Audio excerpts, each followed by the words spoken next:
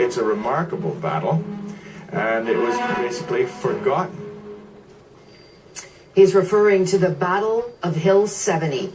A century ago, Canadian troops captured a strategic position near a town in northern France. Tonight, we want to share one man's contribution to that pivotal moment in this country's history. Born in Canada to Chinese parents, Frederick Lee defied the odds to enlist. And as Briar Stewart reports, there are efforts underway in BC to piece together his story. He should be in here, though. Yeah, He should be. yeah, definitely he should be in here. For anyone who has ever carefully scrutinized an old black and white photo looking for a familiar face, He has to be here, right? this is the moment you do it for. This one. This one? Yeah. That's it. We found him in This the one is picture. him, definitely. Yeah. Definitely that was him. Yeah, that was him. Him, Private Frederick Lee.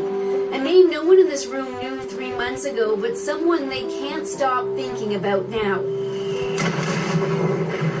Frederick Lee was one of 424,000 who served overseas for Canada during the First World War, but just one of a few hundred who were of Chinese descent. And life for them back then in BC was very different. Hearing about the long history of the Chinese in Kamloops here, they weren't allowed to live on the other side of the river. And Jack Jin says their dead couldn't be buried in the community graveyard, so more than 200 of them are here in a Chinese cemetery where many of the plots are marked with simple wooden stakes. There's so much history here, yet it's so sad. This is Canadian history. In the 1800s, the Chinese who migrated to Canada worked in mines and on the railway for little money and often in cramped, unsafe conditions. Lee was born in Canada in 1895, but like others back then, he still would have been considered an alien and wasn't allowed to vote. Despite that, Lee, who worked as a farmer, enlisted to fight for Canada overseas in March 1916. Just a Chinese Canadian kid from 100 years ago volunteering to participate in a war on a call for Canada. And I didn't know we had Chinese Canadian kids participating in the First World War. All we had on Frederick Lee was private, volunteered. Jin, a philanthropist with a self-professed love of Canadian history, was recently asked to help piece together Lee's story and eagerly accepted. While he fought at Vimy Ridge in 1917, Lee's name recently surfaced because he was part of a largely unknown battle that was commemorated in August at a memorial in France. It's a remarkable battle, and it was basically forgotten. Mark Hutchings is with the Hill 70 project. He says the battle, which took place in August 1917, was the first time Canadian troops were led by a Canadian commander, Sir Arthur Currie. He'd been asked to attack the French town of Lens. He went and had a look, a reconnaissance of the area, and said, ooh, this would be a meat grinder. We would be doomed to fail the same way the French failed and the British failed, and they suffered 50,000 casualties in their two actions.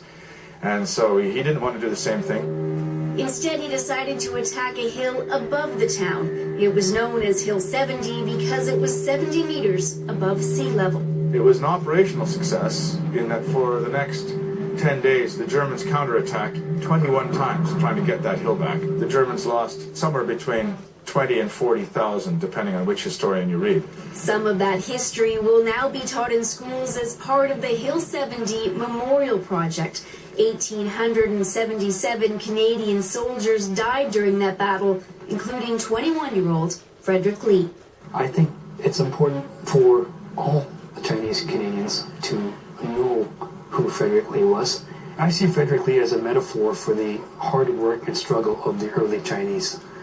Not only him, but his father, his mother before him. And we should be so proud of him to be in the Kamloops history. And when Elsie Chung heard about Lee's story, she wanted to know more about him. His name is already on the cenotaph in Kamloops, but the Chinese community never knew one of their own had served in the First World War. We thought that because in Kamloops it's only a small town and they want to have so many soldiers, so they just take him. So I don't know how many Chinese will actually be being accepted at that time in 1916, but he got through. right? So, and yeah, I'm just so proud of him. After Lee's father died, his mother and most of his siblings returned to China. But Elsie was able to track down Lee's 85-year-old nephew. He showed her a postcard Lee sent from training in 1916. He said things were going well. What have you learned throughout the whole process? History. Knowing that you really can track down somebody. But still lots of mysteries that we haven't find out yet. Kamloops boys.